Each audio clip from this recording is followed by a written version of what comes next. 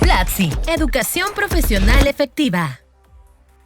Estas son las noticias más relevantes en tecnología para esta semana y comenzamos con Elon Musk y Twitter. Twitter esta semana demandó a Elon Musk por incumplimiento de contrato. Y si es que no sabes de qué te estoy hablando, devolvámonos un poquito por allá al año 2017, en donde Elon Musk escribió este tweet que dijo como I love Twitter, alguien más le respondió, deberías comprarlo entonces, y él, ok, ¿realmente cuánto vale? Y desde entonces se le metió a Elon Musk en la cabeza la idea de comprar Twitter. Justamente el 25 de abril de este año se anunció que efectivamente Elon Musk estaba comprando la compañía por nada más y nada menos que un acuerdo de $44 millones. Y es así como esta semana nuevamente esto da de qué hablar, porque Twitter demanda a Elon Musk por querer zafarse del acuerdo y básicamente se echó para atrás con la decisión que había tomado, diciendo que ya no quería comprar la compañía, que mucho gusto por haberlos conocido, pero no le interesaba, especialmente porque las acciones de Twitter empezaron a bajar y digamos que ya no era un negocio tan rentable para Elon Musk. Como esto representaba que él tenía que romper el acuerdo que había hecho con la compañía, empezó a decir que no era simplemente porque él ya no lo viera como un negocio, sino que el comunicado oficial fue que él requería información como muchísimo más específica y profunda sobre lo que tiene que ver con los bots y el spam dentro de Twitter, para lo que Twitter no dio y no ofreció muchísima información porque desde antes del acuerdo, como esta cláusula no estaba especificada posteriormente. Todavía no se sabe qué vaya a pasar, lo que sí es que Twitter el fin de semana estuvo muy movido porque mientras para Twitter esta es una posición muy incómoda para la compañía, saber si realmente va a suceder o no va a suceder y estar negociando con una persona como Elon Musk que resultó no ser tan seria como se esperaba, sino que más bien fue simplemente un capricho de querer comprar una empresa porque tengo el dinero y puedo hacerlo.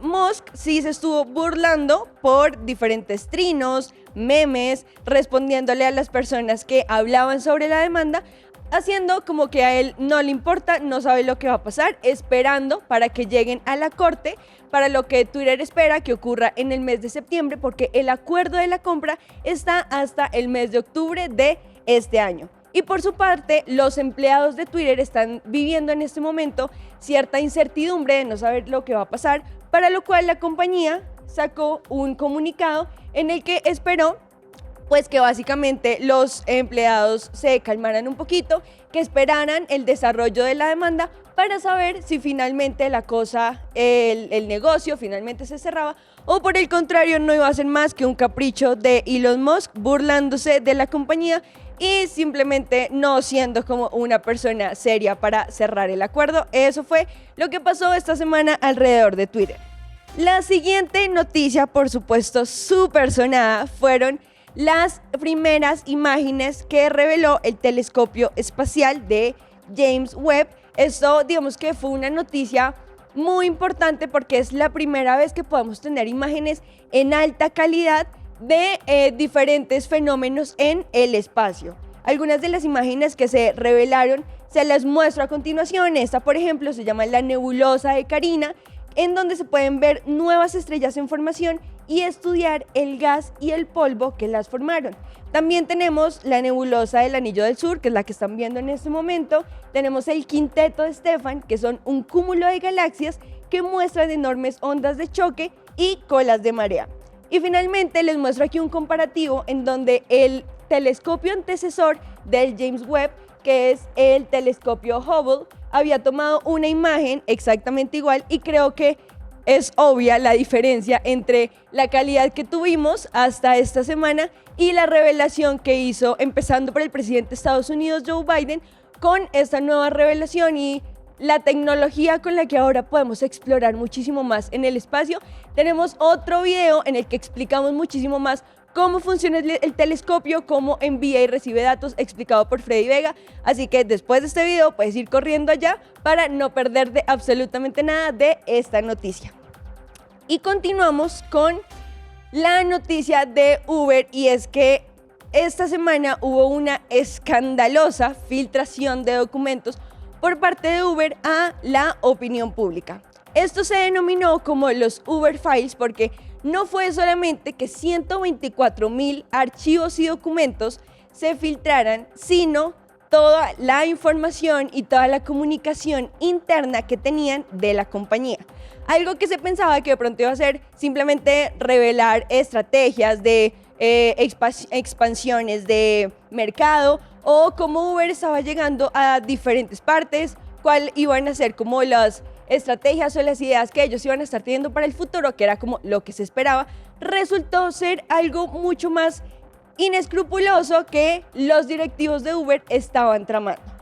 Para entrar más en contexto, 90 millones de dólares en el año 2016 fueron dedicados para el lobby, que es nada más y nada menos que una técnica de relaciones públicas para incidir en las decisiones políticas a cambio de participaciones financieras en el negocio. Entonces, una de las estrategias no muy limpias que utilizó Uber para poder llegar a nuevos mercados era incidiendo en decisiones políticas y pues por supuesto que dedicaron una buena cantidad del budget que tenía la compañía para hacerlo. Además de esto, dedicaron también varios miles de millones de dólares para pagar a académicos por investigaciones que respaldaran su modelo económico, porque tenían que ganarle a los demás competidores y a la industria de taxis, y cito, cueste lo que cueste.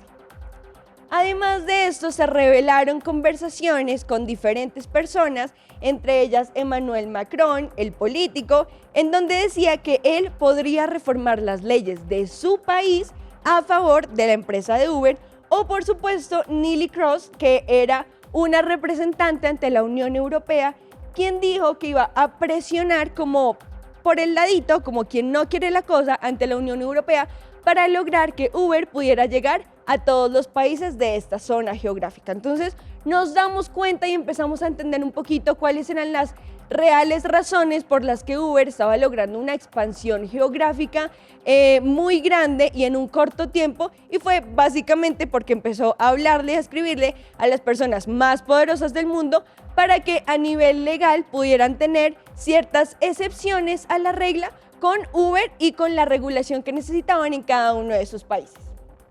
Además de todo esto, como lo más sombrío de toda esta noticia fue que se descubrió que Uber tenía un manual confidencial para uso interno en donde hablaban de un interruptor de emergencia. Esto no es más que una herramienta tecnológica que Uber desarrolló para evitar que las autoridades investigaran con éxito las prácticas comerciales de la compañía. Entonces, por ejemplo, estas eran algunas de las cosas que decía ese manual. Tenían que mantenerse en calma cuando llegara una redada legal, cuando llegaran los policías a las oficinas de Uber, tenían que ser muy amigables y tomarse el tiempo de pensar qué era lo que iban a responder ante las preguntas de la policía.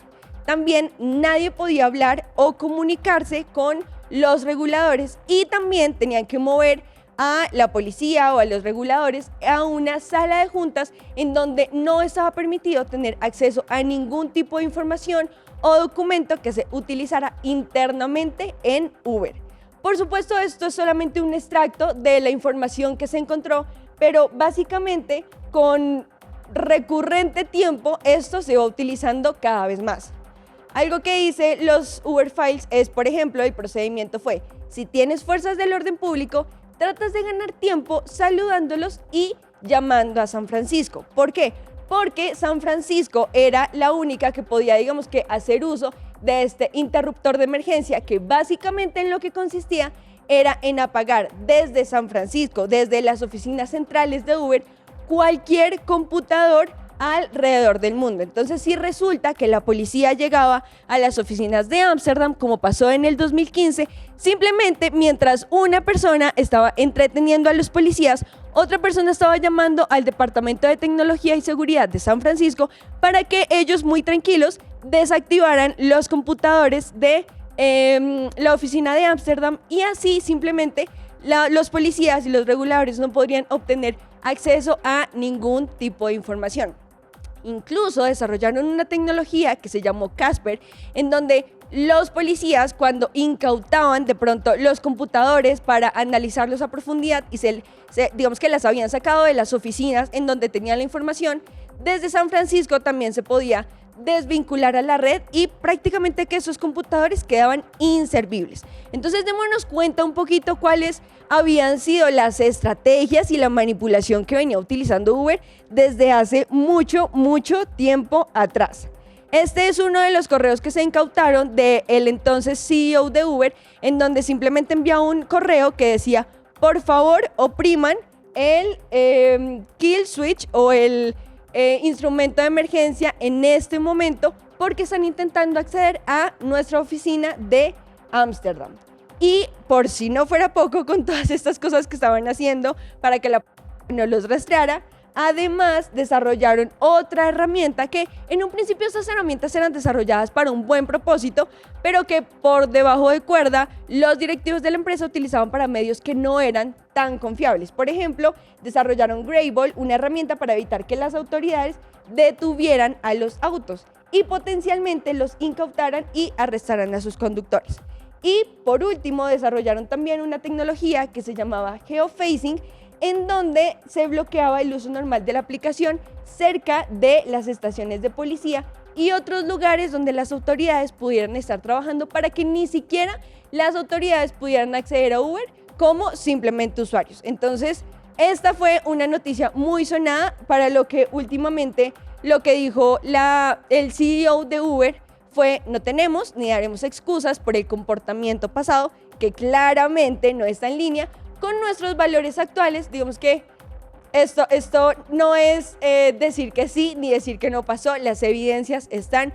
Uber actuó de esa manera durante aproximadamente 5 años, sino que por favor juzgaran a Uber por lo que venía haciendo desde hace 5 años, que fue cuando entró una nueva administración a la empresa. Ya estará en nuestras manos si nosotros como usuarios decidimos seguir usando o no los servicios de una plataforma y en especial de una empresa que ya nos dimos cuenta no tiene prácticas éticas tan buenas como las que nos gustaría. Siguiendo con noticias un poco más amables, esta semana se lanzó la versión beta del iOS 16 y ya está disponible para todos los que la quieran descargar. La advertencia que hizo Apple al respecto es que esta es una versión beta, es decir, es una versión que los usuarios pueden probar, pueden testear, pero que por supuesto puede tener ciertos errores o fallas porque todavía no está completa. Y también lo que se espera es que si tú eres una de las personas que quiere descargar la aplicación beta, puedes simplemente inscribirse en la página beta.apple.com. Es un programa para que puedas descargarlo, puedas probarlo y así también puedas darle feedback a la compañía de las cosas que te gustaron, de las cosas que no te gustaron. Recordemos que el release oficial para todo el mundo va a ser en aproximadamente unos 2 meses, entonces estaremos muy atentos de lo que continúe pasando y del release oficial, en donde muchas sorpresas y muchos nuevos features vienen para los usuarios de la familia iOS. Y por último tenemos la noticia de que las aplicaciones de streaming están arrasando en las nominaciones a los premios Emmy. Esta semana se fueron oficiales las nominaciones a los premios y resultó sorpresivo la cantidad de nominaciones que tienen producciones originales de cada una de estas productoras. En primer lugar tenemos la serie original de HBO, que es Succession, con 25 nominaciones, es la producción más nominada en todos los premios. Esta no es una sección de recomendaciones, pero si está tan nominada, entonces tiene que ver porque la serie tendrá algo de bueno o realmente es una serie que no nos podemos perder. En segundo lugar tenemos a Ted Lasso de Apple TV, que por supuesto se llevó 20 nominaciones. Y continuando tenemos la serie también original de HBO, que es The White Lotus, con 20 nominaciones también. Además, Netflix no se queda atrás y El Juego del Calamar es la primera serie no hablada en inglés en entrar en la competencia en la categoría de Mejor Drama. Esperaremos a ver si se lleva el gran galardón. Y finalmente, Stranger Things y Ozark, también de Netflix, se llevan cada una 13 nominaciones, para las cuales por supuesto esperaremos a la ceremonia que se llevará a cabo el 12 de septiembre para saber cuál de estas producciones o de estas series se llevan los premios. Hasta aquí las noticias de esta semana. Tenemos un curso gratis solo para ti. Haz clic aquí y empieza las clases del curso de programación en Platzi. Y si quieres saber más sobre tecnología, haz clic en este video que seguro disfrutarás. Nunca pares de aprender. Dale clic, dale. ¿Y qué esperas para darle clic? Oye, y dale clic. En serio, dale clic.